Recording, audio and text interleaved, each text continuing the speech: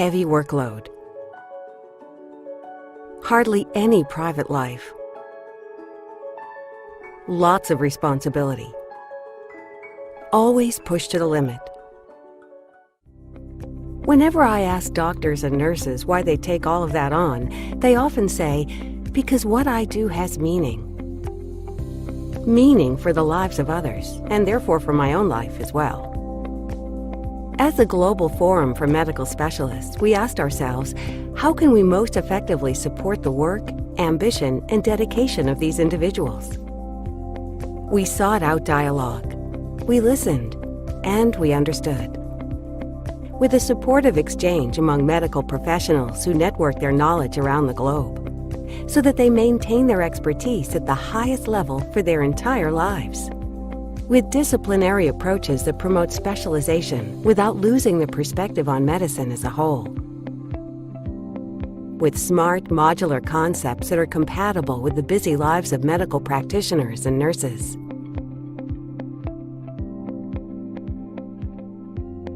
With offerings whose contents provide answers for the reality of everyday medical life. With a growing perspective on trends that enables medical practitioners to already prepare for future challenges today. In close dialogue with renowned specialist companies that bear testimony to the quality of the offers. With inspiring forms of learning that don't just convey knowledge, but make it an experience for the senses. And with innovative teaching methods that prepare you not just for tests, but for life. Nurses and care assistants, physicians and hospital managers, and the people who work in the home healthcare services sector. All of those who teach and learn at the Escalop Academy share a passion for excellent medicine and very high personal standards. We invite you to join in a dialogue about health and medical care. A dialogue that is dedicated to life. Dialogue, dedicated to life. Dialogue, dedicated to life. Diálogo dedicado a la vida. Dialog, посвященный жизни. Dialog, dedikasi bagi kehidupan. Dialog dedykowany życiu. Dialogue, dedicated to life. الحوار مكرسة للحياة. Diálogo dedicado à vida. Dialog pro život. 对话致力于生命。Dialogue, dedicated to life. Get connected with the Escalop Academy.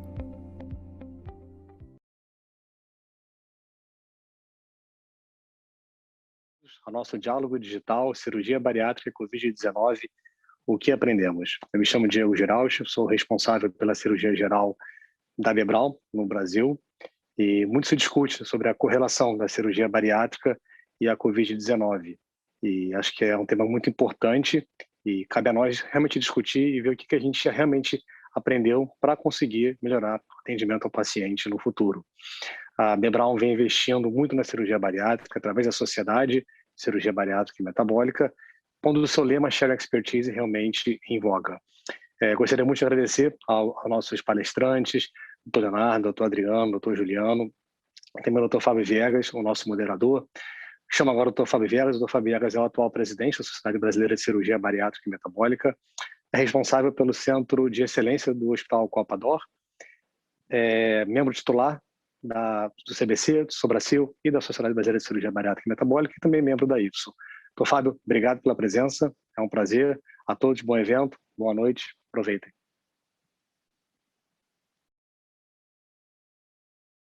Bom, boa noite a todos. É um grande prazer estar aqui como cirurgião e como presidente da segunda maior entidade de cirurgia bariátrica do mundo, que é a SBCBM. Hoje, nós teremos a honra de ter 3 grandes apresentações. São 3 amigos, 3 profissionais que, para mim, dispensam a apresentação, mas, por dever de ofício, assim o farei. Eu gostaria de apresentar aos senhores hoje destacando aqui a presença do Dr. Leonardo Vinhas, que é formado pela Faculdade de Medicina Federal da Bahia, sócio do Núcleo de Tratamento e Cirurgia de Obesidade de Salvador, é membro titular dessa sociedade, é membro titular da Sociedade Brasileira de Cirurgia Laparoscópica e fez residência, obviamente, em cirurgia geral pelo Hospital Santo Antônio de Salvador. Leonardo, muito boa noite. Gostaria também aqui de salientar a presença do Dr. Juliano Campelo, que é mestre em cirurgia pela Faculdade Evangélica do Paraná, cirurgião geral com área de atuação em cirurgia bariátrica e certificado pelo Colégio Brasileiro de Cirurgiões, é membro titular da SBCBM, da Sobracil, do CBC, vice-presidente do capítulo maranhense da SBCBM, vice-presidente também do capítulo maranhense da Sobracil, é cirurgião assistente do Serviço de Cirurgia do Aparelho Digestivo e Obesidade Bariátrica do Hospital São Domingos. E, por último, mas não menos importante, nós temos aqui a presença do Dr. Adriano Rios, formado pela Faculdade de Medicina da Universidade Federal da Bahia, diretor do Núcleo de Tratamento e Cirurgia da Obesidade de Salvador, membro também titular da Sociedade Brasileira de Cirurgia Bariátrica e Metabólica e membro titular da Sobracil. Antes de iniciarmos, nós temos algumas instruções para a nossa dinâmica de hoje. Nossa audiência poderá enviar perguntas via chat durante todo o nosso webinar. Elas serão respondidas após as apresentações. Ao término dessa transmissão, pedimos gentilmente que respondam uma rápida pesquisa de satisfação para garantirmos os seus certificados de participação. Vale destacar que, em breve, disponibilizaremos a gravação dessa live por e-mail para todos os inscritos e no canal da Bebrown Brasil no YouTube. Obrigado a todos, sejam bem-vindos. Muito gratificante ter o Diego, ter a Paula na organização desse evento. E, enfim, boa noite. Vamos começar. Eu gostaria de convidar o Dr. Leonardo, que é o nosso primeiro palestrante.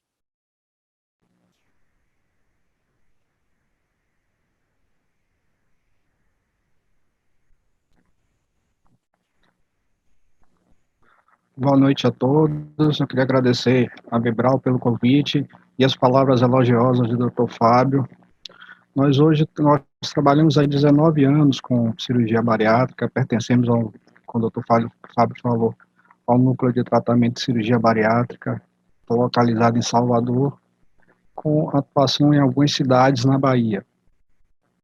Temos como coordenador o Dr. Erivaldo Santos Alves e Adriano como sócio. Ao longo de 19 anos, nós percebemos o crescimento da obesidade, que no Brasil vem tomando proporções gigantes. Para ter uma ideia, hoje temos pelo menos 55% da população brasileira com algum grau de sobrepeso, sendo que nos últimos 10 anos houve um crescimento em 60% desse número de pacientes,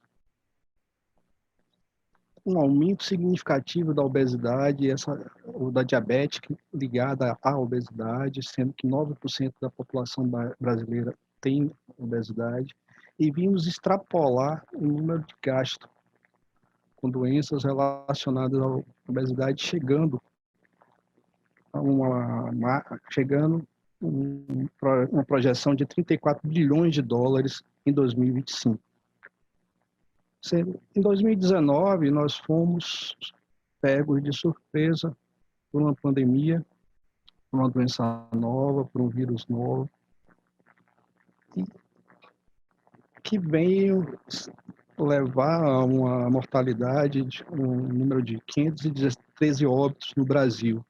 E veio a dúvida: como a obesidade colabora ou como a obesidade agrava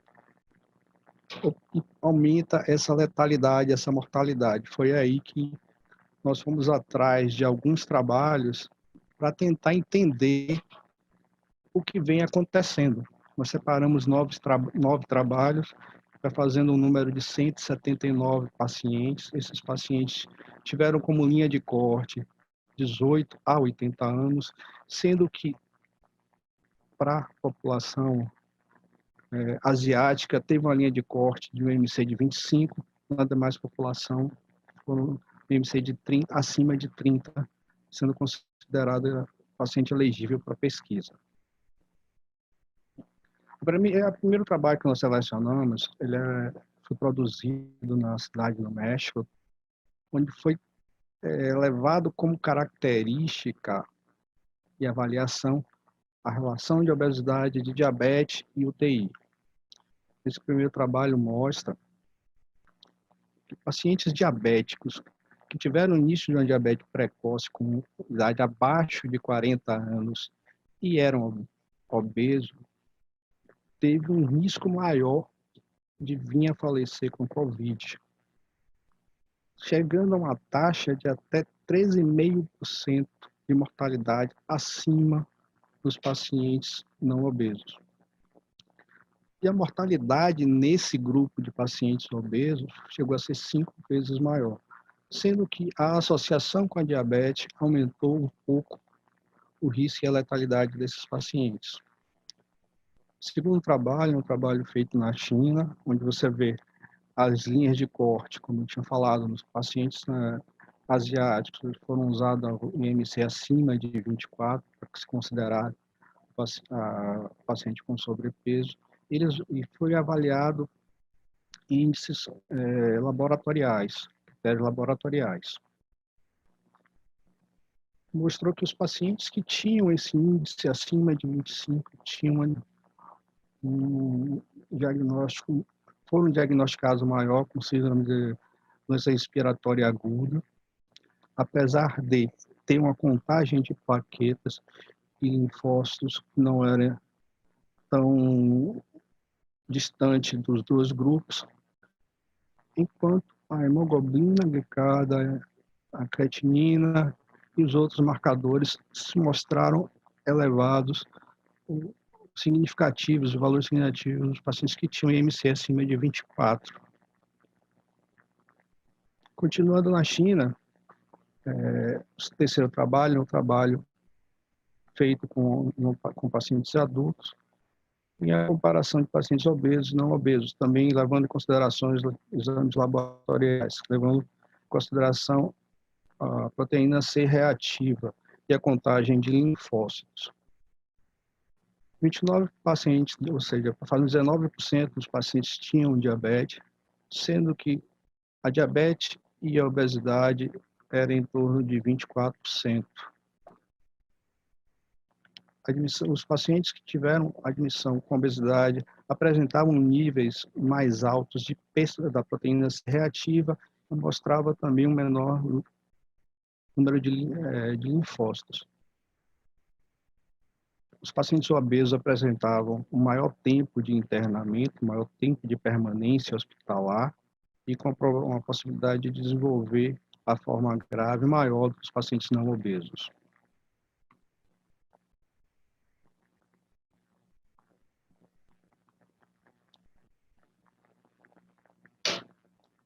O quarto trabalho ele vai levar em consideração a variação demográfica, sendo que foram separados em 3 grupos, o IMC abaixo de 18, entre 18 e 30, também acompanhando as avaliações e os critérios laboratoriais.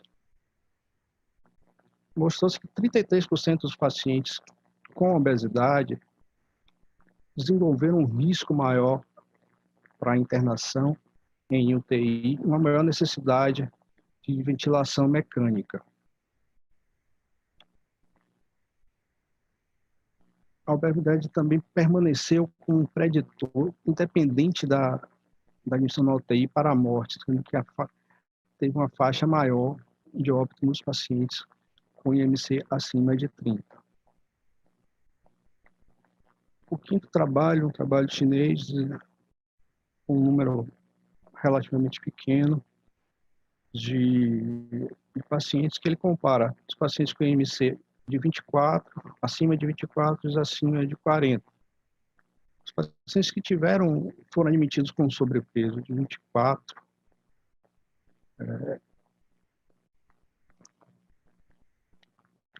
comparando os dois grupos controles, eles apresentaram maior tempo de hospitalização, com a hospitalização mais prolongada naquele grupo, no segundo grupo, que tinha um IMC acima de 40.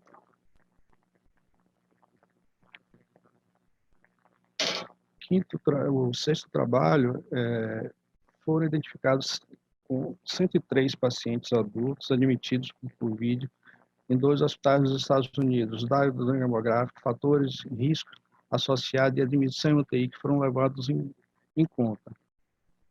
Mostrou-se que a doença com morbidade mais comum associada à obesidade era a hipertensão, seguida de diabetes e doenças coronarianas. A prevalência da obesidade foi de 47% dos pacientes hospitalizados, sendo que 58% dos pacientes precisaram de UTI, sendo que 65% dos pacientes obesos internados nessa unidade precisaram de ventilação mecânica.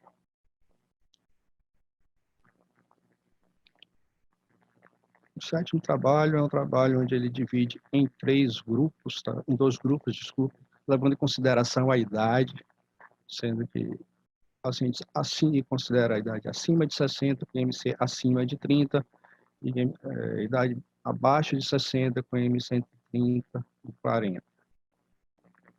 Mostra que os pacientes que têm o IMC abaixo de 30 e com 60 anos, eles tiveram menos chance de desenvolver e serem admitidos em unidades críticas. O inverso acontecendo com os pacientes que tinham IMC acima de 30 e uma idade maior. O oitavo trabalho, ele reúne 124 pacientes e vai avaliar a necessidade de ventilação mecânica. A obesidade grave e a obesidade mórbida apresentou em torno de 47% a 25% desses pacientes, sendo que do total de 85%, 68% necessitou de ventilação mecânica. Mostra também que a relação obesidade, a relação IMC e a dependência e necessidade está diretamente relacionada com o IMC e com a obesidade. O último trabalho é um trabalho que ele vai avaliar os pacientes que têm doença hepática não alcoólica e associação com Covid. Eles mostraram que esses pacientes que tinham associação da obesidade, doença hepática, tiveram uma resolução pior e um risco maior de gravidade. Desculpa, eu acabei me perdendo, não passando. Esse último trabalho que eu falo de Zeng é o trabalho da esteatose, onde mostra a relação entre a obesidade, doença esteatótica e a Covid, e a gravidade na associação desses grupos. Achamos também mais alguns trabalhos onde, na Inglaterra, foi realizado um corte com 760 pacientes, com IMC acima de 70, de 30, também vem mostrar que a obesidade está relacionada ao maior tempo de internamento em unidades de terapia intensiva, maior necessidade de intubação e maior tempo e maior mortalidade.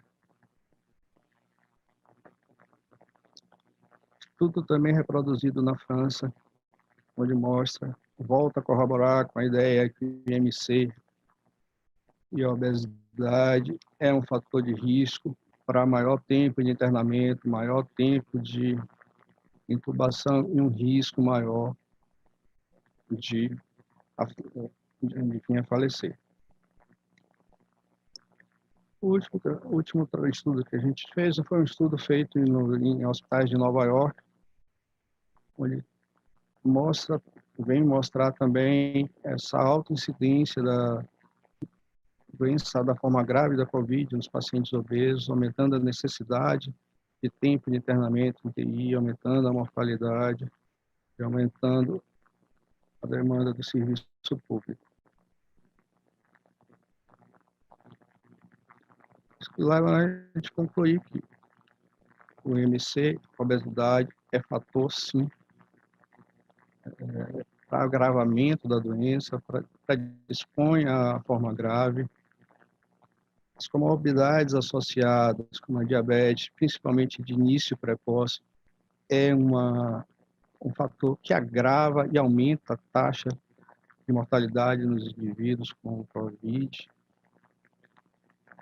E a Covid, infelizmente, associada à nossa obesidade, nossa doença endêmica, ela vem aumentar o tempo de permanência, aumenta a necessidade de ventilação mecânica e aumenta em até 5 vezes a taxa de mortalidade e letalidade dos pacientes não obesos. Há uma preocupação sempre muito grande quando se fala em obesidade e não entender a obesidade enquanto doença crônica. A Covid vem mostra que a obesidade, em não sendo prevenida, ela serve como agravamento, serve como fator e predispõe a formas graves. É uma luta que nós temos há muito tempo da compreensão, de tirar o paciente obeso do lugar do bandido, do lugar do sem vontade, do sem caráter, mas entender que o paciente obeso é uma doença. E hoje nós temos uma prevalência, uma incidência de obesidade, de algum grau, acima de 50% da população do Brasil, que nós precisamos tratar. A verdade é que quando nós mostramos os números de óbitos, possivelmente não é proporcional ao percentual de obesidade como um todo na população. Possivelmente esse número de óbitos em paciente obeso é muito maior. Certamente os 500 mil pessoas que vieram a falecer com a Covid, a maior parte eram pessoas obesas ou que tinham algum grau de sobrepeso. Mas isso é pouco falado, isso é pouco evidenciado, isso é pouco discutido. A intenção justamente hoje é levantar e abrir luz para essa discussão. Queria agradecer novamente a presença, a possibilidade de falar, estamos disponíveis, estamos dispostos aqui a perguntas.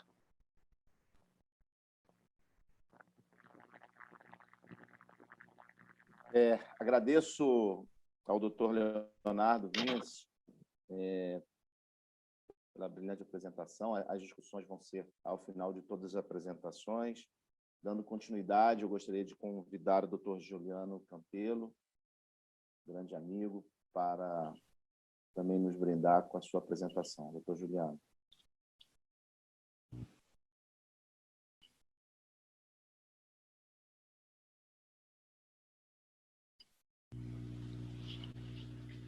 Boa noite a todos. Eu gostaria inicialmente de agradecer o convite da Academia Esculap para participar desse webinar de hoje. Parabenizar nossos queridos amigos Diego e Paula Badan por estarem nos proporcionando esse momento no meio desse ambiente descontraído, esse ambiente virtual, mas poder estar cada um de um local do Brasil, estar discutindo o que a gente pôde aprender nesse momento entre o Covid e a obesidade. Falar também o tanto que eu me sinto honrado em estar aqui dividindo esse evento moderado pelo Dr. Fábio Viegas, o presidente da Sociedade Brasileira de Cirurgia Bariátrica e Metabólica, e com os colegas de Salvador, Dr. Adriano Rios, Dr. Leonardo Vinhas. São 3 grandes cirurgiões bariátricos, 3 grandes amigos que com certeza terão muito que compartilhar nesse meet de hoje. A pergunta que me foi feita é se os pacientes submetidos à cirurgia bariátrica estão protegidos do Covid. Vamos lá tentar responder. Esses são meus conflitos de interesse. Todos nós aqui sentimos na pele a mudança dramática que a pandemia do coronavírus resultou nos cuidados médicos aos pacientes, especialmente nos casos cirúrgicos. tivemos um cenário onde todas as cirurgias eletivas foram postergadas por vários meses em alguns locais. A gente teve a oportunidade de ver na semana passada, numa reunião da sociedade, alguns estados onde estão com as cirurgias postergadas há anos, há mais de um ano, e isso fez com que a gente se interrogasse, se perguntasse, será que era necessário, será que foi necessário o adiamento das cirurgias eletivas frente a essa pandemia do Covid? E isso também levou à necessidade de políticas governamentais, bem como algoritmos de cuidados para os pacientes, dividindo em dois grandes grupos, pacientes com Covid e pacientes não Covid. E aí, no meio de tudo isso, surgiram alguns questionamentos envolvendo a cirurgia bariátrica. Primeiro, será que as cirurgias bariátricas não são verdadeiramente seletivas? Segundo, os pacientes com obesidade severa têm um risco maior de contrair Covid? E aqui meu amigo Leonardo já nos deixou bem claro que a resposta é sim, baseado em tudo que já temos publicado na literatura. A obesidade piora a progressão do Covid. Terceiro, os pacientes que ficaram aguardando a cirurgia bariátrica, será que eles não tiveram um risco maior de desenvolver complicações geradas pelas suas comorbidades associadas? Quarto ponto, os pacientes estarão em risco maior de complicações se eles fizerem cirurgia durante a pandemia ou se tivessem se recuperado do Covid? E o quinto ponto é nós, cirurgiões bariátricos. Será que nós estamos em risco de exposição ao Covid estando numa sala de cirurgia? Então, outro grande questionamento que surgiu é sobre qual paciente deveria ser priorizado na realização da cirurgia. Os pacientes de baixo risco, que apresentavam menor risco perioperatório, mas também, teoricamente, menos urgência para a cirurgia, ou os pacientes de alto risco, com maior chance de complicações perioperatórias, mas, por outro lado, com uma maior urgência para a realização da cirurgia.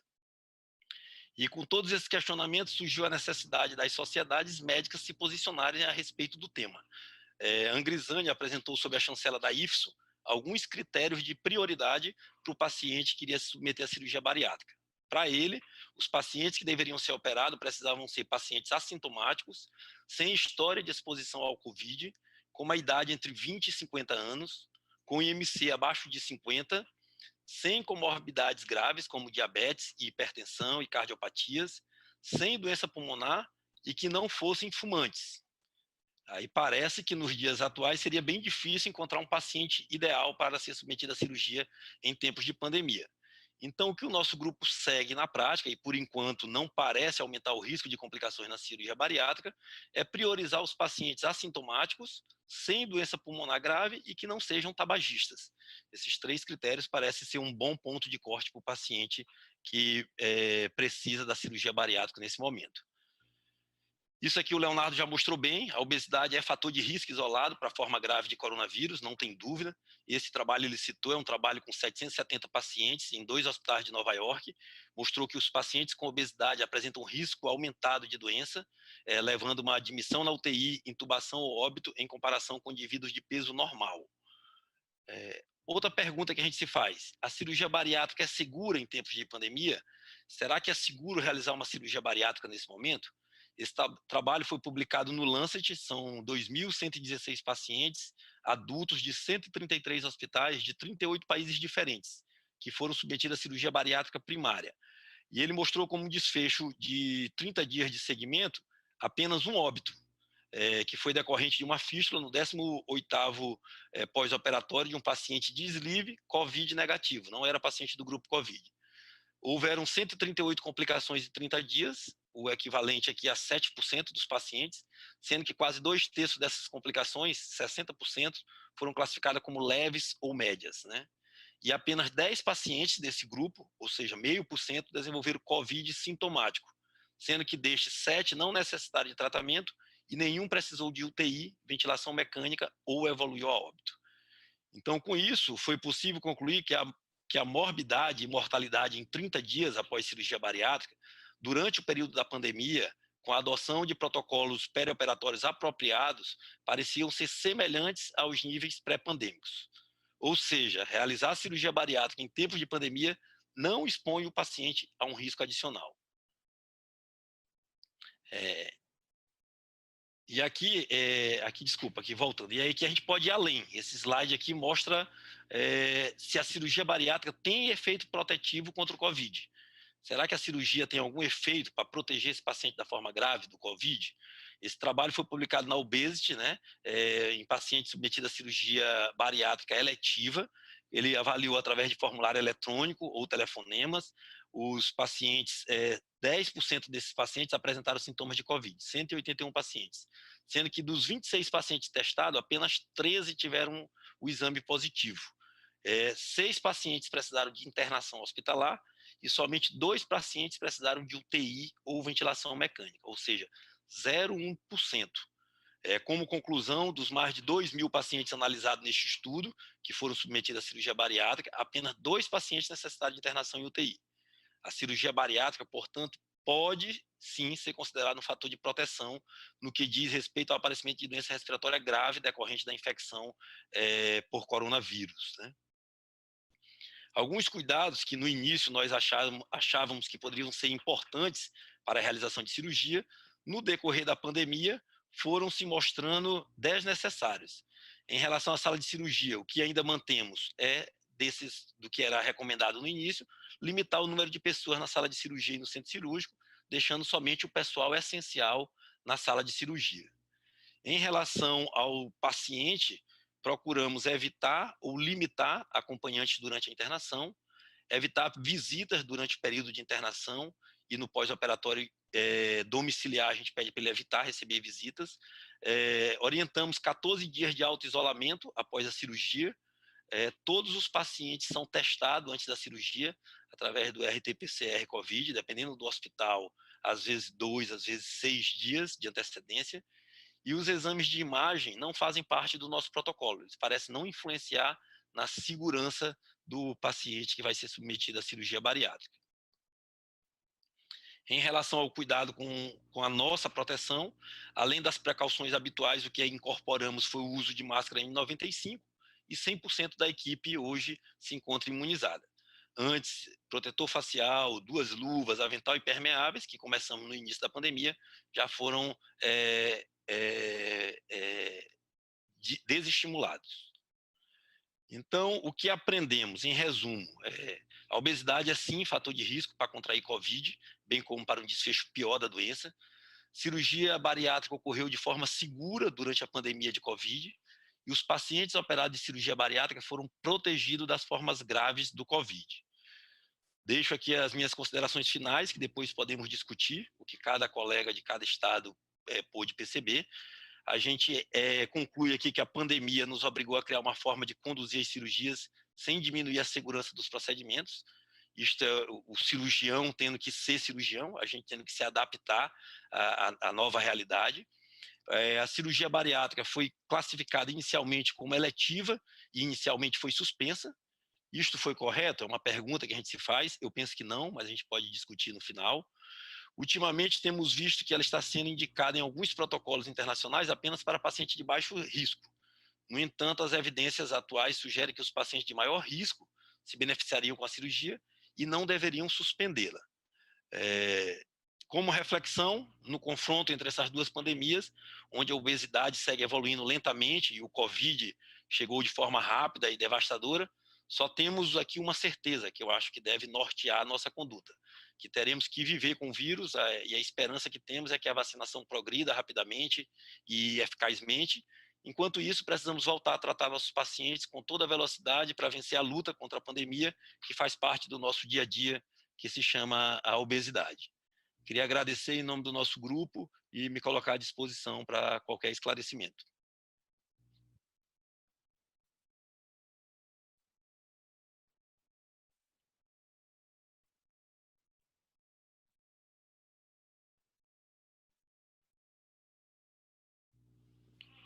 Excelente apresentação, muito boa.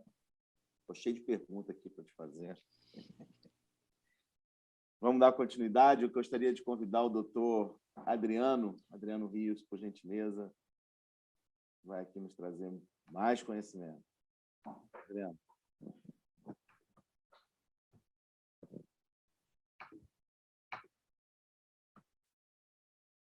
Olá, pessoal, boa noite. É uma honra apresentar diante do nosso presidente, da nossa Suprema Sociedade,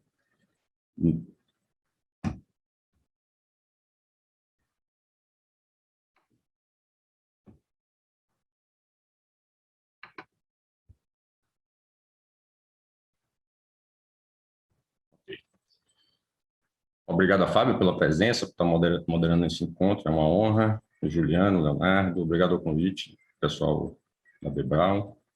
É uma honra poder falar, inclusive, tentar responder essa pergunta aí. Os pacientes já operados, os pacientes que tinham obesidade operada também deve ser uma prioridade no Programa Nacional de Vacina, né, de imunização. Diante de tudo que foi exposto, já sabemos que a obesidade é, sim, risco para adquirir obesidade, não só adquirir obesidade, mas evoluir de forma mais insatisfatória. A cirurgia parece ser um fator protetivo, já não há mais tanta dúvida em relação ao poder ou não operar pacientes com obesidade em tempos de pandemia. Afinal de contas, são duas pandemias e duas pandemias que caminham lado a lado, né, de mãos dadas. O que será do futuro das pessoas que ainda sofrem de obesidade? Fábio bem sabe que das pessoas elegíveis para se submeter à cirurgia bariátrica dentro dos critérios ainda hoje elencados pelas sociedades do mundo afora e pelas agências reguladoras de todos os países, a gente acaba tendo menos do que 0,5% das pessoas elegíveis, ou seja, menos de 0,5% das pessoas que deveriam ser operadas de obesidade não têm acesso à cirurgia. Bom, meus conflitos de interesse, tentar responder a essa pergunta, talvez com outras perguntas no final. Essa imagem é de 1904, parece uma guerra civil e foi. Na verdade, as pessoas naquela época foram obrigadas por forças policiais a se vacinarem contra a febre amarela, ou seja, existia a possibilidade de vacinar, mas as pessoas se recusavam. E hoje, ao contrário disso, todo mundo quer se vacinar, todo mundo quer ter acesso à vacina. A Carta Magna que rege o nosso país prevê a obrigatoriedade do Estado de nos fornecer essa possibilidade de prevenção primária, através da vacinação maciça, por exemplo, já que o Sistema Único de Saúde oferece desde assistência básica, sanitária, até os mais complexos tratamentos médicos. E estamos diante disso, um plano nacional para operacionalizar a vacinação contra a Covid-19, porque assumimos que não temos recursos, nem financeiros, nem pessoais, nem tecnológicos, numa era tão tecnológica, para vacinar a população brasileira de forma abrangente. E aí temos que confiar que as equipes que elegeram o PNI, que criaram o PNI, de fato, incluíram formas para aumentar a eficácia da vacinação, a eficácia que nós bem sabemos, pensa em diminuir os custos e beneficiar o maior número de pessoas com a forma mais branda da doença na medida do possível. A caracterização dos grupos levou em consideração doenças, né, comorbidades, vulnerabilidade social.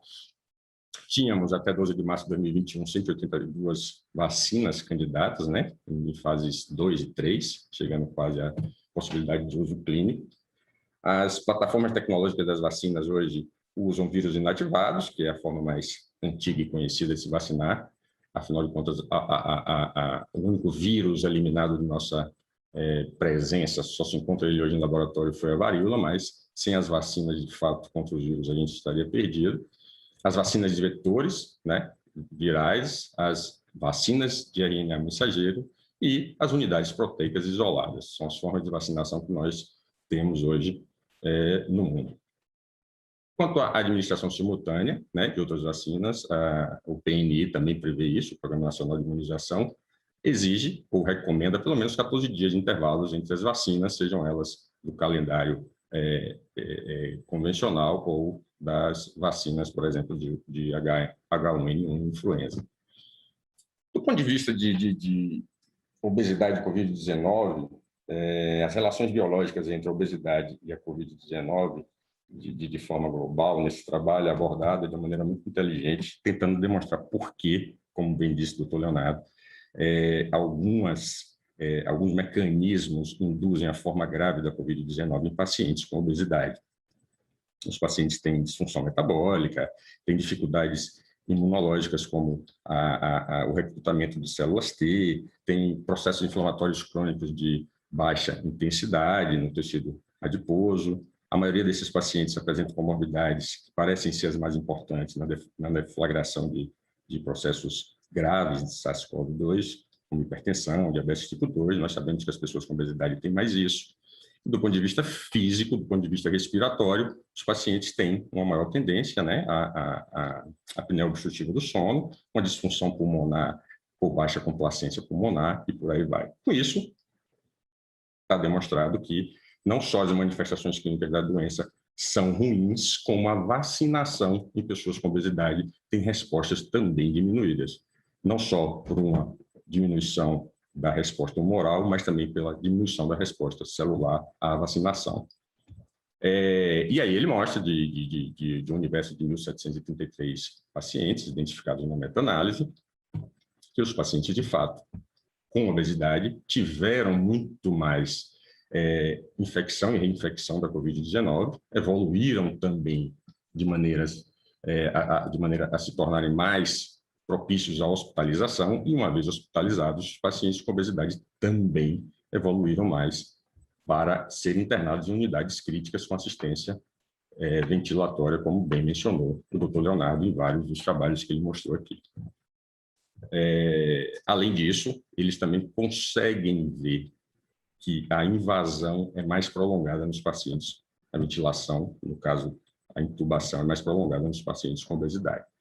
Daí os números nesse trabalho são assustadores, né? Os pacientes com obesidade têm testes COVID positivos 46% maior do que na população dita de peso ideal, uma chance 113% maior de ser hospitalizado, admissão em UTI de 74% maior e a evolução provável para a mortalidade 48% maior nas pessoas com obesidade do que nas pessoas ditas de peso ideal. Esse artigo é interessante porque mostra o impacto das infecções e a resposta às vacinas nas pessoas com obesidade. As pessoas com obesidade, como eu falei no trabalho anterior também, isso foi muito bem evidenciado, têm baixa resposta imunológica, são mais suscetíveis a infecções pelo H1N1, pelo influenza, e também são mais suscetíveis a evoluir com formas graves dessas viroses, e respondem à vacinação também de maneira diferente das pessoas que não sofrem de obesidade. Dessa forma, as pessoas com obesidade têm menor ou resposta menos adequada à vacinação do próprio Covid. Isso está evidenciado nesse trabalho. Preocupado com a evolução das cirurgias eletivas, o que pontuou muito bem Juliano, a DSS, pessoas de nosso conhecimento de cirurgia bariátrica, como Rubino, Ricardo Cohen, aqui do Brasil, o Carol Leroux, etc., se reuniram para definir de que maneira criar um algoritmo inteligente para diminuir o delay da indicação das cirurgias bariátricas na época da Covid-19, sabendo que as pessoas estariam mais suscetíveis, uma vez com obesidade, a adquirir a Covid, e, uma vez não sendo operadas, já tendo tudo preparado para a cirurgia, elas, em fase de pandemia e de isolamento, poderiam piorar não só a obesidade, como as comorbidades associadas em virtude do isolamento social, da ansiedade que isso gera e por aí vai. Portanto, o delay, essa reprogramação, como falou o Juliano, das cirurgias eletivas em obesidade, nos preocupava muito, e esse grupo tentou criar um algoritmo muito interessante, mas que talvez a gente chegue à conclusão no futuro que, na prática, não deve ser isso que vai acontecer, obviamente considerando que o diabetes torna os pacientes, mesmo com IMC menor, indivíduos com uma indicação muito mais assertiva, né? Então, esse algoritmo se tentou estabelecer mundo afora, através da Sociedade de Cirurgia Bariátrica, para que a gente não perdesse tempo na indicação das cirurgias dos pacientes mais críticos, como bem falou o Juliano. E o Juliano também falou desse trabalho na Itália, né? Eu não vou me repetir, afinal de contas ele foi muito conclusivo nisso. Os italianos concluíram que as pessoas que mais tiveram complicações foram acima dos 72 anos. A Itália foi, salvo engano, o segundo país a ter o grande pico de Covid-19, né? Logo após a China. A China começou em dezembro, na Itália em fevereiro. A hipertensão foi responsável por 69% da evolução crítica de pacientes com Covid, diabetes 31% e a obesidade, 12% dos pacientes evoluíram com a forma grave. Obesidade isolada, portanto, lá foi considerada uma das causas para a evolução da forma grave da Covid-19. a distribuição demográfica das comorbidades e as cirurgias que esses pacientes, 2.145 pacientes fizeram, está aí. Eles fizeram gastrectomia clássica, fizeram mini gastric bypass, o ADP e a banda gástrica ajustável, assim também como um sleeve modificado, e o IMC inicial desse grupo de pacientes, de 44,5 foi a 29,3. Os pacientes que tiveram efetivamente a forma da COVID grave apresentavam hipertensão, na sua maioria, como um dos motivos para ter a forma grave da COVID-19. Temos aqui a demonstração ponto a ponto disso, dos 13 pacientes, né, que desenvolveram a COVID, de certa forma, de forma grave. E, finalmente, um trabalho que questiona até que ponto a cirurgia bariátrica é fator de risco para os pacientes que adquirem a COVID-19. Esse, na Inglaterra, elencou 1.439 pacientes que foram confirmados através do RT-PCR ou tiveram uma suspeita muito forte através das manifestações clínicas, que foram tratados no hospital terciário da cidade de Londres, e 478 pacientes foram admitidos com a forma grave, a idade média é 57 anos, e o que eles tinham muito em comum é que esses pacientes, mesmo tendo sido operados, somente uma mulher que tinha sido operada apresentou internamento por COVID grave, e isso foi feita uma pesquisa por contato telefônico e questionários eletrônicos. Portanto, a cirurgia bariátrica parece ter sido protetiva nesse trabalho. Esse daqui chegou a ser um trabalho que o pessoal na Espanha encaminhou para a Obesity Survey. Eles também avaliaram pacientes que desenvolveram a COVID e verificaram os pacientes que foram submetidos à cirurgia bariátrica no início e acompanharam por 1 ano, de forma retrospectiva. Nenhum desses trabalhos foi feito prospectivamente. E 738 pacientes que tinham cirurgia bariátrica antes da pandemia. Desses, 62 apresentaram sintomas, que corresponde a 8,4% do contingente, versus 9,% da estimativa global. 6,4% teve hospitalização severa e apenas 1,6% foi a óbito de COVID-19, pacientes operados com as técnicas banda gástrica, sleeve, bypass ou AGB. Dessa forma, eles chegam à conclusão, inclusive, esses pacientes que tiveram a forma mais grave da COVID, de que os que foram submetidos à cirurgia bariátrica só evoluíram de forma grave com a COVID quando o diabetes tipo 2 permaneceu sem uma resolução adequada, ou quando os pacientes tinham um IMC muito baixo e, obviamente, algumas alterações nutricionais, concluindo que esses pacientes, depois de um tempo, eles foram fazer a anamnese e construir a história, eram pacientes que estavam sendo pouco ou mal acompanhados pela equipe multidisciplinar. Portanto, diabetes tipo 2 persistente e desnutrição nos pacientes em pós-cirurgia bariátrica parece ser um fator de risco para a aquisição da COVID-19. No estudo inglês, inclusive, há uma menção interessante de que o ministro, né, o primeiro-ministro britânico teve COVID-19, ele próprio tem obesidade. Ele deflagrou um programa de prevenção, como bem sugeriu o Dr. Leonardo no início, a obesidade naquele país, porque para ele ficou claro, ele sentiu na própria pele, que a obesidade, de fato, é um fator de risco para a COVID. Não só porque é um indivíduo extremamente inflamado e a junção das duas doenças, não só porque tem várias comorbidades que proporcionam, sobretudo os pacientes que são hipertensos e usam os inibidores de enzima de conversão da angiotensina, né, que parece ser a porta de entrada do COVID, é fator conhecido, mas principalmente esses pacientes que têm obesidade, têm função respiratória, etc., comprometida. Daí, eu terminar a apresentação perguntando se a cirurgia bariátrica, como foi mostrado em alguns trabalhos, não seria uma vacina para a COVID, ao mesmo tempo que é para a obesidade, e suas comorbidades. Então, a cirurgia metabólica não é necessariamente, ao meu ver, critério para que os pacientes sejam incluídos no PNI. Apesar de achar que todo mundo deve ser vacinado, a gente tem que, nesse momento de pandemia, de incerteza, criar um programa para eleger pessoas como prioridade para vacinação, e, no meu entendimento, pacientes com cirurgia bariátrica não são critério.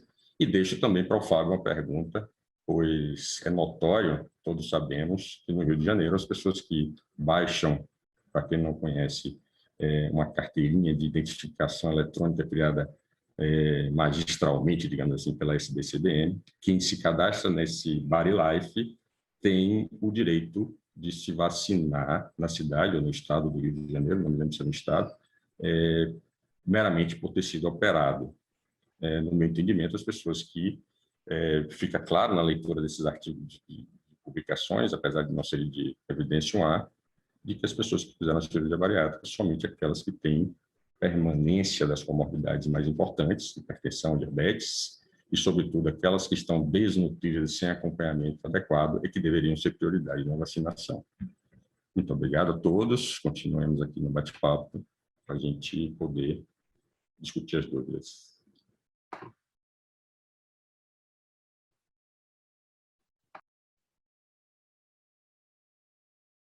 Bom, excelente. Parabéns. Aliás, 3 grandes apresentações e tenho certeza que a gente vai sair daqui com muita dúvida, mas também vai sair também com muito conhecimento. A gente tem um tempinho e, assim, apesar da gente ter uma programação de fazer aqui um quiz logo após as apresentações, eu queria bater um papo com vocês. Eu queria que vocês me respondessem, os 3. Vocês acham, assim, isso é uma impressão pessoal minha. Quando a gente começou a fazer consultório ali logo no início da pandemia, os pacientes sumiram do consultório. Assim, houve uma evasão. E a partir de setembro, outubro, a gente começou a ver, eu pelo menos comecei a ver que os pacientes começaram a voltar e voltar assim, e voltar com outro perfil. Vocês notaram alguma diferença do paciente antes e agora em relação à conscientização da obesidade, à conscientização de doença? Será que o paciente vê isso, ou viu isso em relação à sua doença, a obesidade? Pode ser você mesmo, Diana. Vamos lá, pode começar com você. O que você notou aí de diferente? Então, eu acho que, não sei se eu vou ser leviano em falar isso, mas a gente teve a grande oportunidade, logo no início da pandemia, nas primeiras publicações evidenciando que obesidade e Covid caminhavam de mão dada, surgiram em abril, né? Salvo engano, um estudo francês mostrando que IMC maior que 35 é 1,8% da chance de ir para o tubo, e isso vai para 3,6% se o IMC for maior que 40%. E eu acho que a sociedade, nós, enquanto da área de saúde, precisamos criar a cultura de que a obesidade per si é doença. A obesidade per si, ela é muito pouco diagnosticada em consultório. As pessoas procuram médicos para tratar qualquer outra coisa com obesidade e o colega só enxerga aquela patologia para a qual ele foi procurado. Então, nós, médicos, não temos a cultura de evidenciar que os pacientes com obesidade, de fato, sofrem de uma doença. Então, assim, na primeira fase da pandemia, enquanto isso não era muito bem divulgado, os pacientes, de fato, sumiram. Mas depois que eles começaram a perceber e ouvir falar que pessoas que iam para a UTI, na maioria das vezes, tinham obesidade. Salvador é uma cidade relativamente grande, não tão grande quanto o Rio de Janeiro. Aqui as notícias se espalham como pólvora, de que as pessoas teriam que ser pronadas em UTI, que por ter um peso excessivo isso gerava muita dificuldade, e que talvez isso fosse a causa da mortalidade da maioria das pessoas que procuravam o tratamento hospitalar em forma grave, que acabavam indo para o tubo, etc. Elas começaram a ter interesse não só em se vacinar, né? Houve uma demanda muito grande de nos pedir para cadastrar enquanto portadores de obesidade como prioridade para a vacina, mas eles começaram a nos procurar para efetivamente tratar a doença, independente, inclusive, deles terem comorbidades identificadas. Eu acho que esse legado deve ficar e eu acho que a gente deve aproveitar o gancho, sim, porque eu acho que a gente não vai vivenciar uma pandemia tão grande na história como o Covid, que paralisou o mundo dessa forma tão cedo. Sei que vamos, pois os vírus fazem isso, essa brincadeira com a gente de vez em quando, né? Mas eu acho que já que eles são tão penalizados, a gente precisa massificar a informação de que a obesidade é fator de risco, já que a gente não vai viver mais sem Covid daqui para frente.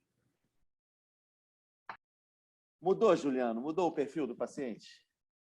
Eu acho que aqui para a gente conseguiu perceber essa mudança. Aqui no Maranhão, a gente teve uma paralisação no consultório de março a junho de 2020. E quando, engraçado, o Adriano falou uma coisa que repercutiu muito aqui, que foi a fala do Boris Johnson, quando ele saiu do pós-Covid dele. Inclusive, a gente repercutiu nas nossas redes sociais, ele falando, agora eu vou lançar uma guerra contra a obesidade, porque eu sei que eu quase morri por conta da obesidade. E isso gerou um medo nos pacientes depois que ele falou isso. E a gente conseguiu explorar isso um pouco nos grupos, nas redes sociais. Eu acho que isso fez mudar um pouquinho a mentalidade.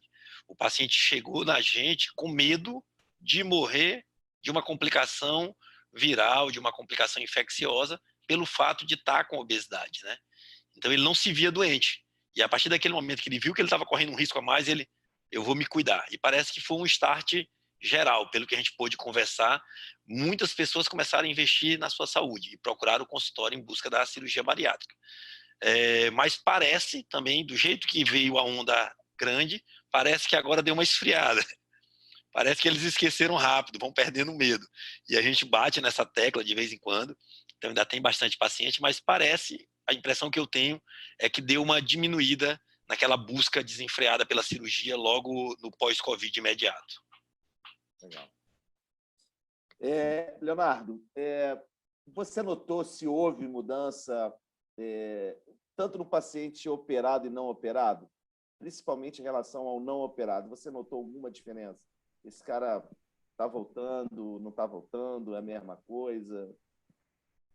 Em relação ao paciente operado, que a gente viu foi que no primeiro momento eles retornaram com a ideia de vacinar. E por ter sido operado, ter acesso à vacinação, ser grupo de prioridade. Essa foi a primeira, logo no primeiro momento que começou a vacinação, foi essa percepção. E dos pacientes que estavam em preparo, a gente percebe que alguns pacientes que tinham desistido da cirurgia, ou que tinham dúvida em relação à cirurgia, passaram a ter certeza e a querer se operar. A gente viveu fases distintas do primeiro fechamento, do segundo fechamento, com as ondas que tiveram, mas a procura do paciente, do retorno do paciente antigo que não foi operado, esse continua, esse persiste. E continuamos malhando em ferro frio, dizer que a obesidade é a doença, que a obesidade precisa ser tratada, e a cirurgia é uma ferramenta de tratamento para determinado grau de obesidade, tem uma resolução melhor do que o tratamento clínico. A gente não continua nessa briga, continua brigando com o clínico, mesmo o clínico vendo tudo que vem acontecendo em pandemia, com essa doença que é endêmica, e continuamos sem espaço, brigando. Adriano, só para complementar o que você comentou, aqui no Rio foi uma coisa diferente, porque realmente os pacientes operados eles conseguiram esse direito aí de vacinar, independentemente de estar obeso ou não, bastando ser operado e bastando apresentar a carteirinha. Isso aconteceu por acaso, cara. Na verdade, não teve nenhuma programação. A verdade é que o secretário de saúde ele deu uma entrevista e ele confundiu o paciente bariátrico com o paciente obeso. E na entrevista ele falou, essa é a verdade, né? E ele falou paciente bariátrico, ou seja, paciente operado bariátrico, ele falou isso na entrevista, teria direito a partir desse momento a ser vacinado. Na verdade, ele queria falar do paciente obeso, que é o que estava, né, no Plano Nacional de de vacinação, de imunização. E aí foi uma correria, cara. Foi um verdadeiro furdúncio no consultório de todo mundo aqui. Foi uma enxurrada de ligação. Tinha gente fazendo fila na porta para pegar relatório. Ou seja, a gente começou... A caixa de e-mail, de mensagem, de zap, de telefone começou a não dar conta. E aí todos os cirurgiões desesperados assim, começaram: o que a gente faz, o que a gente faz? Porque uma vez falado, o cara deu direito e aí começou aquela confusão. Bom, o que a gente encontrou de saída era oferecer realmente a carteirinha, que ainda não estava pronta, ainda estava em fase de desenvolvimento.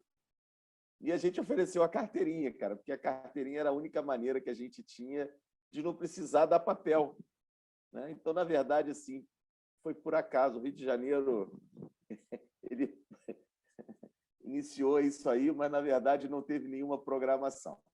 O que aconteceu foi que, diante disso, o Conselho Regional de Medicina aqui se reuniu e entendeu que uma saída honrosa para essa questão aí do secretário era dizer que a grande parte dos pacientes operados perderam convênio na pandemia, não tinham um bom acompanhamento, e aí, por conta dessa dificuldade aí de acompanhamento nutricional, dificuldade de comprar vitamina, dificuldade, enfim, de fazer um bom acompanhamento, esses pacientes poderiam estar em situação de risco, e aí justificava-se a vacinação em massa. Na verdade, essa foi a grande causa, né, desse protagonismo carioca aí na vacinação dos operados.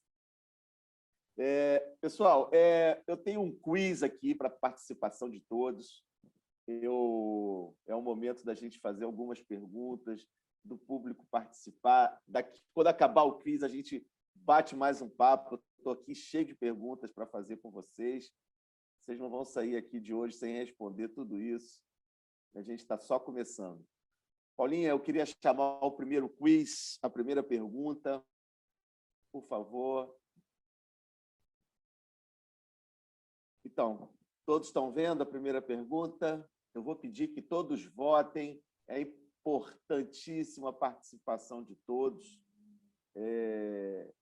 Nós gostaríamos, e eu pessoalmente gostaria muito de ouvir a opinião de todos os senhores em relação a essa pergunta. Primeira pergunta, em relação à palestra do Dr. Leonardo, a letalidade. Indivíduos com obesidade apresenta 5 vezes maior, no caso, quando comparado aos não obesos. Isso acontece independente das comorbidades associadas?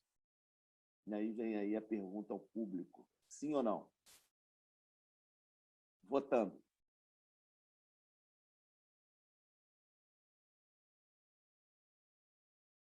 Enquanto vocês estão votando, pensando, caso queiram enviar perguntas ao nosso chat, a gente vai tentar responder aqui durante a discussão. E o que nós não conseguirmos responder, nós vamos responder depois por e-mail. Temos finalizando a nossa votação, sim ou não, vamos ver que resultado deu.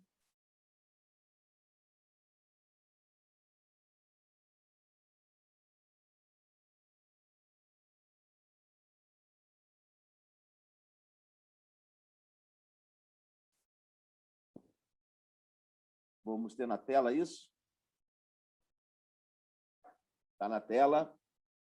88% sim. Legal. Legal. Leonardo, quer comentar um pouquinho esse resultado? Em relação à obesidade e à associação e à gravidade, foi falado nas 3 palestras. A relação da obesidade, da gravidade, do desenvolvimento da Covid grave, da forma grave.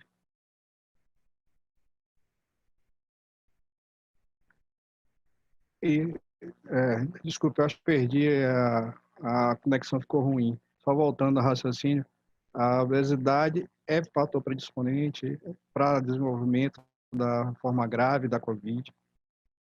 sendo que a associação de comorbidades ela vai agravar mais ainda esse risco. Se você tem uma obesidade, tem diabetes, o risco vai estar aumentado. Diabetes, obesidade, hipertensão vai ter aumentado, mas sempre a obesidade associada é um risco maior. Foi falado nas 3 palestras, a necessidade de tratamento da obesidade.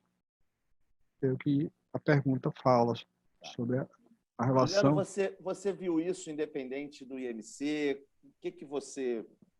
você deve ter visto, eu vi, todos nós vimos pacientes com IMCs variados, aí, índice de massa corporal. Você viu isso independente de IMC, independente de sexo, independente de idade? Como é que você vê isso aí? A gente... Juliano. Desculpa, Adriano. Sou eu. Então, a gente pôde acompanhar aqui, durante o período da pandemia, eu fiz parte do comitê gestor de retomada das cirurgias eletivas do hospital que a gente faz parte. E uma coisa que a gente avaliava muito era a UTI do hospital. Em que momento aquela UTI estaria pronta para a gente retomar as cirurgias eletivas?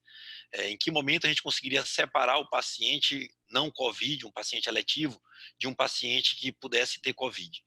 E quando a gente começou a avaliar os pacientes da UTI, a gente se assustou com os pacientes jovens, né? Os pacientes jovens, a gente via que eles eram mais graves, independente de comorbidades, quando eles tinham obesidade.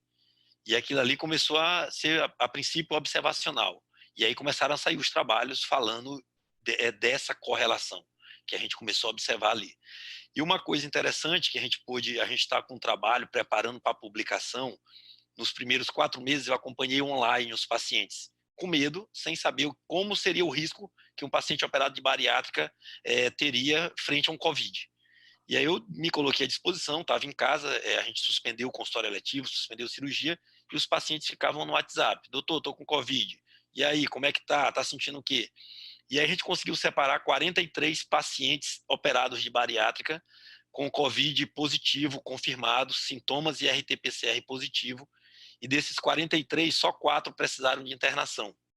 Sendo que dos 4, 2 tiveram alta com 48 horas, foi uma internação meio que profilática, e 2 tiveram uma internação, um de 5 dias e outro de 7 dias. Quando a gente acompanhou o outro grupo de pacientes, que eram os pacientes com obesidade, que estavam em preparo da cirurgia, ou não operaram porque a cirurgia não estava liberada, ou a cirurgia foi liberada, mas chegou a pandemia e ele teve que suspender, nós tivemos 6 pacientes com COVID. Desses 6 pacientes com COVID, 4 pacientes internados, os 6 pacientes internados no hospital, 4 pacientes foram para UTI, 2 foram a óbito. Então a gente via a progressão da doença de uma forma muito mais exacerbada, muito mais grave nesse grupo de pacientes. Então aí isso despertou a gente ficar atento a esse perfil de paciente. Agora a gente não conseguiu separar se, dependendo do IMC, teria um risco maior.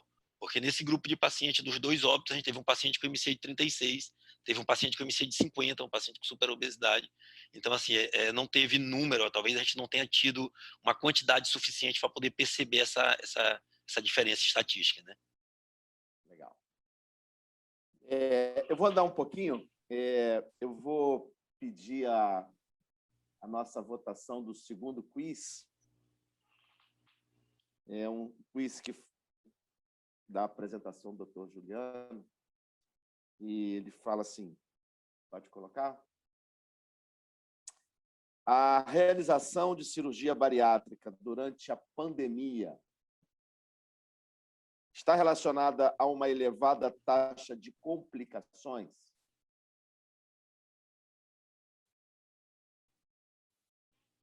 Pode colocar em votação. Em votação.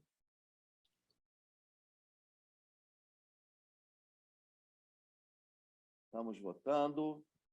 É importante a sua participação.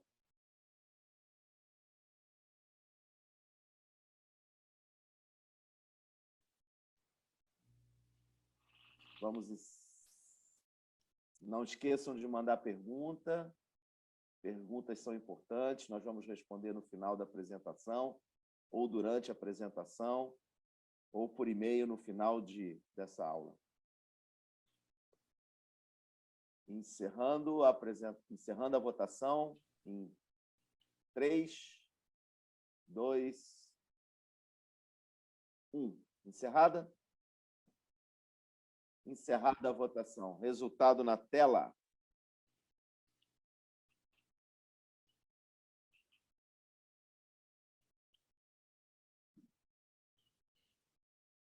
66% não concordam. Legal, eu vou pedir mais 34 aí concordo. Eu queria que o Adriano comentasse esse resultado aí, por favor.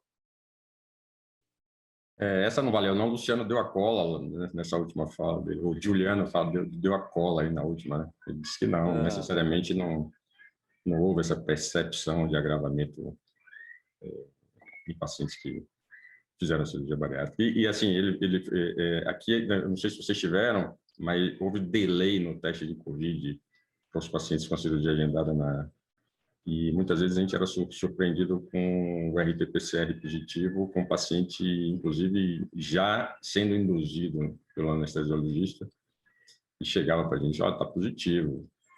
E isso foi bastante desagradável, pelo menos 2 experiências durante esse ano e meio, e a gente acabou deixando o paciente hospitalizado mais do que 24 horas, e eles não evoluíram com nenhum tipo de sintoma, foram para casa e evoluíram bem, sem sintoma nenhum. Acredito que não tenha nada a ver, lógico, com a cirurgia bariátrica, não é possível que isso tenha diminuído o processo inflamatório, muito pelo contrário, resposta ao trauma. Mas o fato é que o Juliano havia respondido, eu concordo com ele, eu acho que tem surgido trabalhos aí com uma certa demonstração de segurança, que não aumenta o risco, tomando todas. Eu acho que independente da técnica, eu acho que os pacientes seguindo os protocolos de segurança que a gente consegue evitar. Como é que é o protocolo de segurança que você faz aí? Como é que explica? Basicamente, aquilo que ele listou aí, os pacientes são admitidos.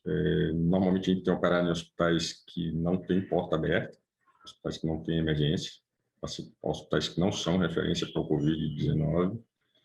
Os pacientes, salvo esses 2 casos aí que não chegaram com teste antes da data da cirurgia, só são admitidos com RT-PCR negativo. Redução, visita, né, acompanhante, intubação daquela forma, com tenda e etc, etc. E só, acho que o Juliano foi bem assertivo na fala dele. Basicamente, a gente seguiu aquele tipo de protocolo do Angrisani lá. Em relação ao risco de embolia, algum dos 3 teve algum caso de embolia, trombose de porta?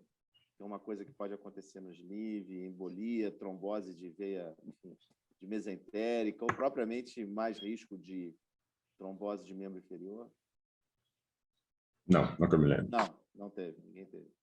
Não, para a gente aqui também, para a gente aqui não. A gente utiliza de rotina, não sei se os colegas também utilizam, a profilaxia com clexane, com enoxaparina, e aí a gente utiliza no dia anterior da cirurgia e mantém durante o período da internação, 24 ou 48 horas.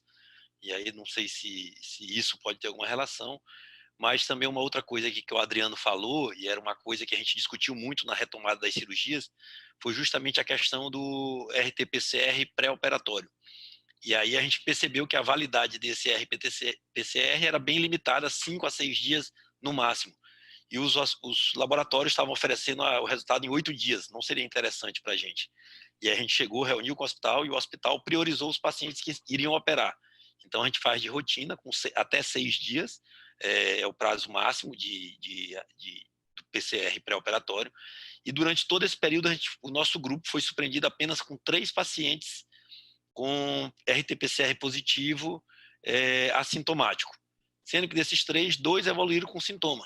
E um com sintoma bem grave. E assim, interessante que esse daí era um colega médico, e que chegou no meu consultório na véspera para poder fazer o clexane. Chegou tossindo, ele falou, não, isso aqui é de refluxo, eu tenho refluxo. Eu falei, não, mas tem que fazer o PCR. E ele, aquele colega mais antigo do interior, não, cara, eu já troquei meus plantões todos, eu tenho que operar. Aí era uma sexta-feira, era quinta, né, ele iria operar na sexta. Eu falei, vamos fazer o seguinte, então, tu faz teu PCR na sexta e eu te encaixo na segunda-feira na cirurgia. Eu vou pedir prioridade. E ele fez na sexta, sábado o resultado saiu positivo. 5 dias depois ele foi para a UTI, passou 45 dias entubado, perdeu o peso que ele perderia na bariátrica e hoje está em casa já, mas era um paciente que possivelmente iria complicar da cirurgia, não por conta da cirurgia propriamente dita, mas por conta do Covid, que ele teve um Covid grave, né? E vocês tiveram algum caso, algum de vocês três, algum caso de Covid grave no pós-operatório imediato? Assim, operou, pegou Covid, sabe-se lá onde, e ficou grave ou não? Alguém teve? A gente teve uma única paciente que foi diagnosticada com Covid 5 dias depois da cirurgia. Teve sintoma, fez o PCR positivo, todo mundo ficou com medo, a equipe, paciente, enfermeira, mas não aconteceu nada, graças a Deus. Mas todo mundo ficou em casa, a gente, vamos acompanhar oximetria, ver sintomas, vem aqui diariamente no PS do hospital, PS Covid, mas saiu de boa. No grupo a gente teve um paciente que não foi cirurgia bariátrica, foi uma cirurgia revisional, que ele teve uma complicação, permaneceu no hospital, veio a ter Covid, desenvolveu uma forma grave, veio a óbito no internamento. Por Covid? Por Covid. Também por complicação cirúrgica. Ele já vinha de uma cirurgia com complicação. Porque foi uma cirurgia revisional de bariátrica. Internou com os de Covid negativo, teve a complicação, longo tempo de internamento. Ele teve uma revisional de bariátrica, é isso? Isso. Ah, entendi. E complicou, foi o quê? Foi fístula? Foi o quê? Foi uma fístula, longo tempo de internamento, durante o internamento veio desenvolver Covid e veio a falecer.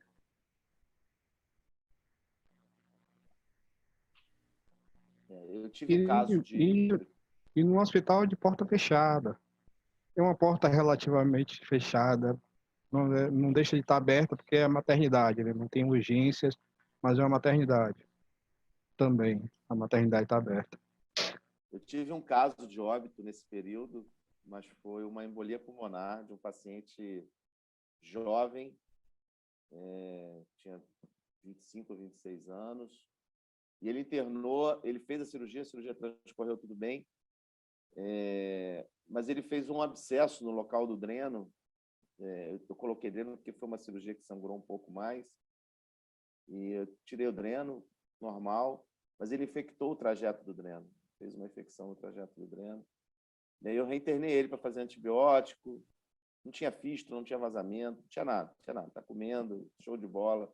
E ficou lá seus 12 dias internado, tomando remédio, antibiótico.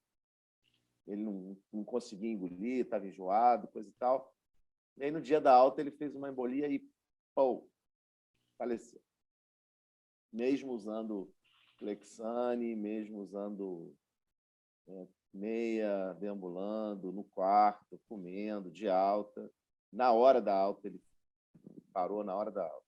Então, por isso que eu pergunto essa coisa da embolia, será que, sei lá, esse cara não teve mais risco por conta disso? Pessoal, vamos lá para o nosso terceiro. Eu não sei como é que a gente está de tempo aí.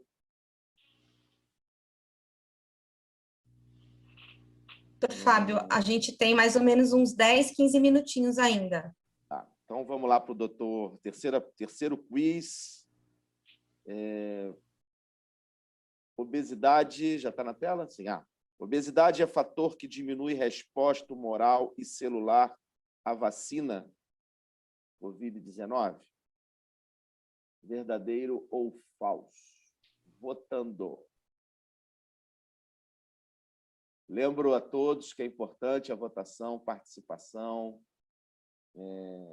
Façam perguntas, se der tempo a gente vai responder, se não der tempo a gente vai responder por e-mail. A quem fez a pergunta.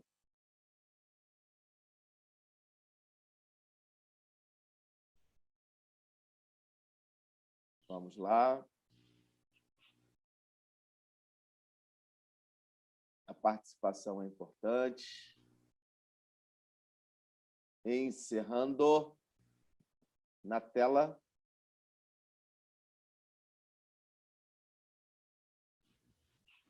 % 71% verdadeiro, 20% falso. Meu amigo Leonardo, gostaria de comentar rapidamente? Pronto.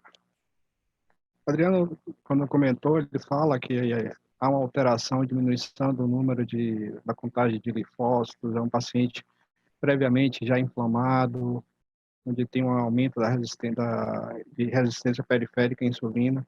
Então, já é um paciente que já vem com a imunidade comprometida.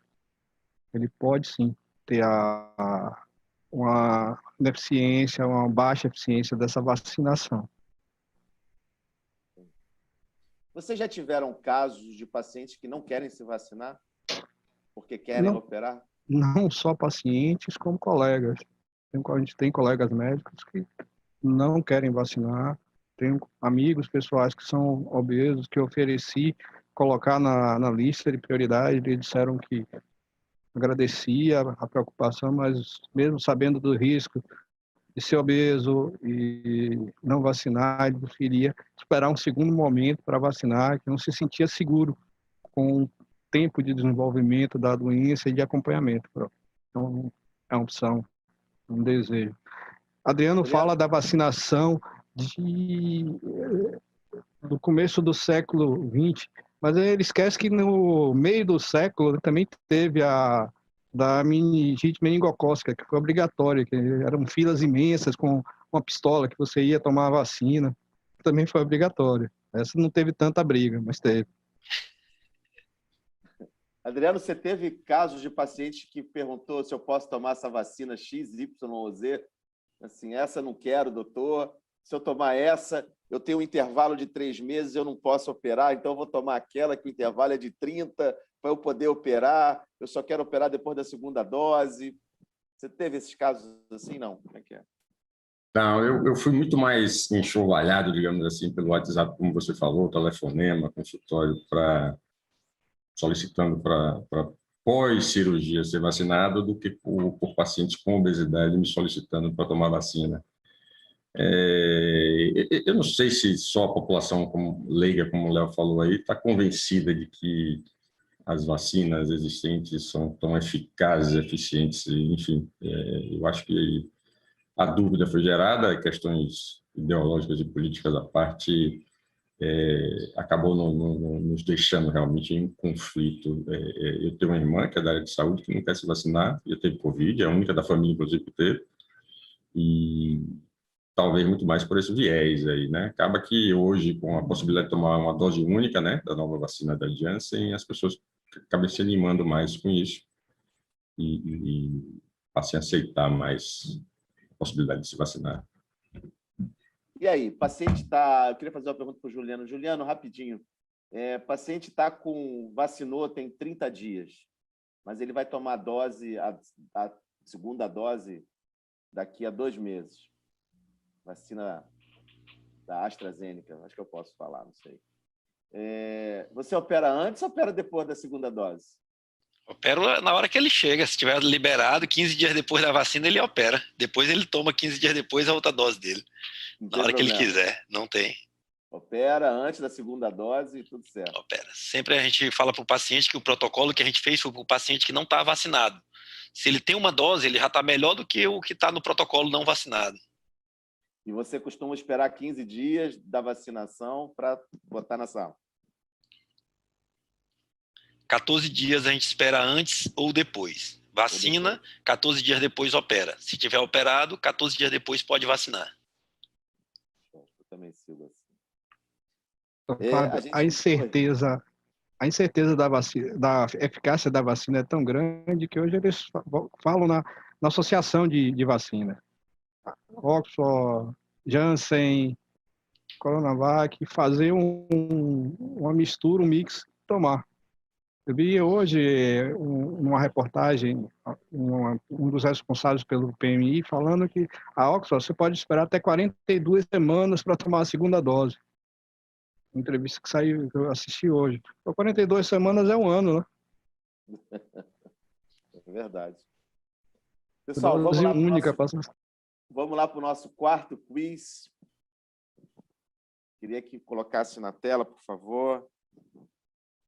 Nossa quarta pergunta após a cirurgia bariátrica, existem evidências de maior proteção contra a infecção por SARS-CoV-2?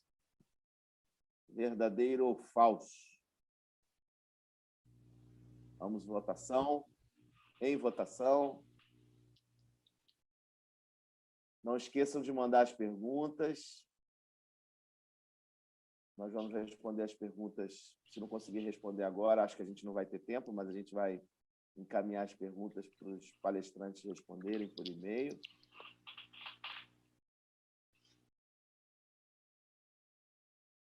Não esqueçam a sua participação, é muito importante. Encerrando. Resultado.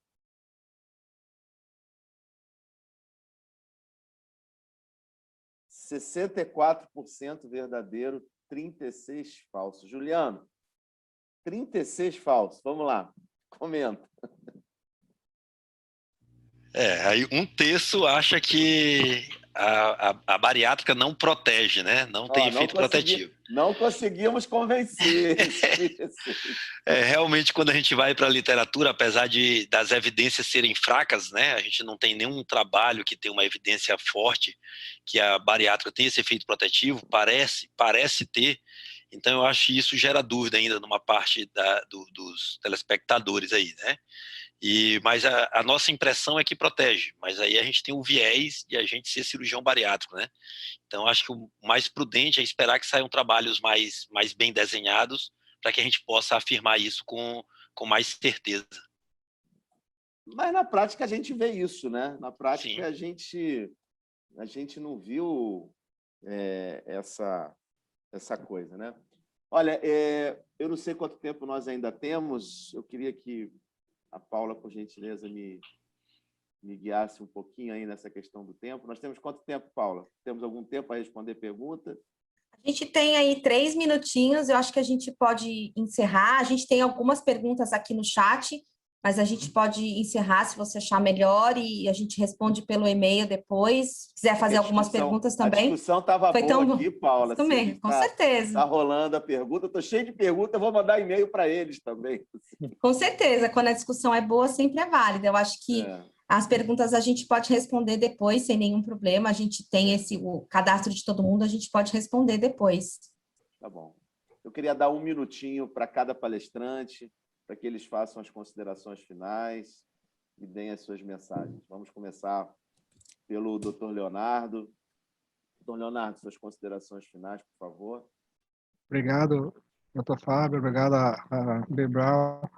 O que tem que ficar, que na minha cabeça fica dessa discussão, que o tratamento da obesidade é que previne, é que vai prevenir da Covid. Independente, cirúrgico, independente do que seja, tratar a obesidade enquanto doença, isso que vai prevenir. E tem em mente que é uma doença crônica. E essa doença crônica, o tratamento é longo e que, infelizmente, não é visto como tal. Boa noite a todos, obrigado. Tá bom. Doutor Juliano. Eu queria também, inicialmente, agradecer, parabenizar a Bebral aí por essa oportunidade que nos deu aqui de estar discutindo. Realmente isso faz a diferença, a gente percebe que discutir com colegas de diferentes realidades, diferentes regiões, fazem com que a gente consiga enxergar um pouco melhor essa doença complexa que é a obesidade. Queria parabenizar meu amigo Fábio Viegas, que é pelo trabalho que ele vem fazendo aí frente à sociedade, realmente democratizando o acesso dos cooperados, o acesso dos associados, e isso é uma forma mesmo fantástica de a gente ver a evolução que ocorre para a gente mais jovem, que antes a gente não tinha voz na sociedade, né? Pegava um cirurgião mais jovem, só ia conseguir falar num congresso uma vez por ano e olhe lá, fazer uma perguntinha. E queria parabenizar os colegas, Leonardo, Adriano, pelas excelentes apresentações e agradecer pela receptividade que eu tive quando eu fui conhecer o serviço deles aí em Salvador. Parabéns a todos. Muito obrigado, meu amigo. Vamos lá. Doutor Adriano Rios. Viegas, sei que você é muito ocupado, obrigado por dedicar parte desse seu tempo aqui. Acho que você vai conseguir muitas das coisas que a sociedade não pôde conseguir o ano passado, retrasado, em virtude dessa paralisação global. Eu acho que a sociedade tem que continuar na luta para fazer com que a cirurgia metabólica efetivamente vire assunto, seja elencado no rol da ANS. Eu acho que talvez seja o ano mais propício para isso, a partir de agora. Eu acho que a gente vai caminhar em direção a isso. Foi muito prazeroso ouvir as palestras, Leonardo, Juliano, parabéns por isso, parabéns pela organização, Paulinha, Diego. Eu acho que daqui por diante a gente talvez consiga enxergar melhor essa pandemia sob os olhos de que ela efetivamente vai continuar conosco, como gripe H1N1, e a vacina talvez seja uma forma de abrandar as formas graves da doença, mas não necessariamente de acabar com ela. E, como o Leonardo falou, a gente precisa criar a cultura de entender quem tem obesidade como portador de uma doença. Afinal de contas, a maioria deles só procura tratamento quando outra doença se apropria dele em virtude da obesidade, tipo diabetes, hipertensão, o próprio câncer, e não necessariamente pelo diagnóstico de obesidade CID. E66 é baixíssimo o número estatístico, não chega a 2% da procura dos consultórios médicos com essa classificação isolada. Normalmente está vinculada ao I10 de hipertensão, ou E11 até de diabetes, e a obesidade passa a ser vista em segundo plano. Ok. Então, como moderador, eu agradeço as 3 brilhantes apresentações. Eu confesso que eu estava cheio de perguntas aqui.